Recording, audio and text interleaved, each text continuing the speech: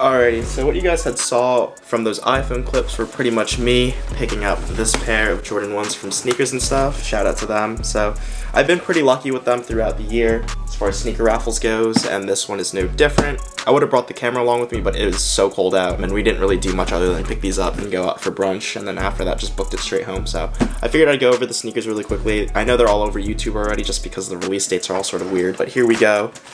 One set of white laces, and we'll see the additional sets on the sneaker, but they are the Air Jordan 1 High OG in the dark Marina colorway. So these are super cool, super clean. Glad I got these early, at least here stateside. So again, you'll see this extra set of black laces, and then they come strapped up with a complimentary Marina blue.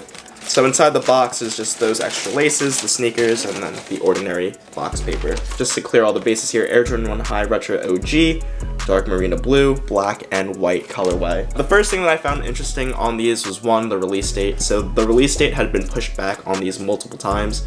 It went from January 15 to January 22nd, which I think is where a majority of the world saw that release, is that January 22nd date. But here stateside, these are not slated to come out for another month. So February 16th is now the new release date on these. This isn't the first case, at least with Sneakers and Stuff in my experience. You know, global supply chains are all over the place, so shipments are coming in at random times. In case of this, it came in, I guess, for the January 22nd release date, and then just decided to drop them. So this happened with the Sacai Fragment LD waffles as well, that gray pair. I haven't made a video on them, but that was the case. I'd pick that pair up a lot of days earlier than the slated global launch. So shout out to Sneakers and Stuff for following through. And along with that as well, if I could find the receipt, I paid $160 for these. So there's no box price on the box label. I guess it was torn off, but I paid $160, which I thought was interesting, especially since we haven't seen that $160 retail price tag in forever.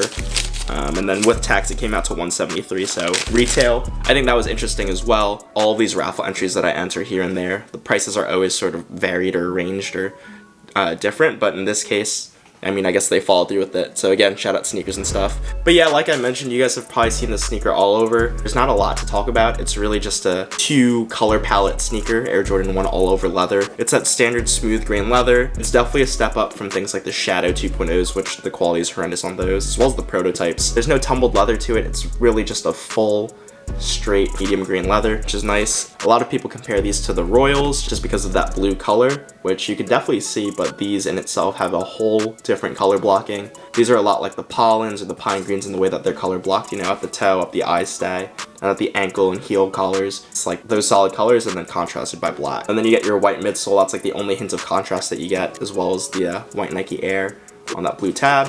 You get a white insole on the inside, which I found surprising.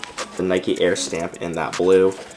And then the outsole is that blue, very standard Air Jordan 1 stuff. So not a lot to talk about. I think the color blocking in itself is worth the money. Jordan 1s have been coming out in these odd colorways, and I think like a solid color blocking like this is so perfect. Which is an interesting thing to touch on as well. Air Jordan 1 fatigue is definitely set in with consumers, and you could get these on the resale market before they even globally release for a reasonable price. I think for a 9.5, like my true size, I saw them at $250, which isn't so bad comparatively speaking. When you consider the color blocking, getting them early, the colorway is pretty clean and the quality is decent enough. I think that's worth it if you want to get them early.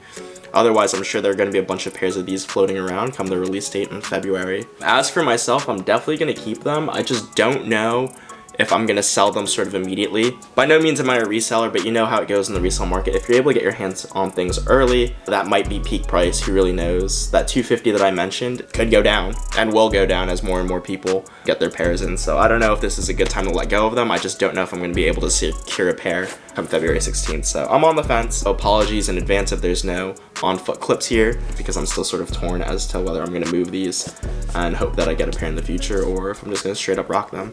But either way, let me know what you think of this pickup. I'm going to close out the video here. Be sure to follow me on social at Stuff NYC. I'll have everything linked in the description. Also subscribe to the channel if you're new. Check out the other content that I have on the channel, and be sure to just stick around. That's all for now. I appreciate you guys as always. And yeah, I'll catch you guys in the next video. Peace.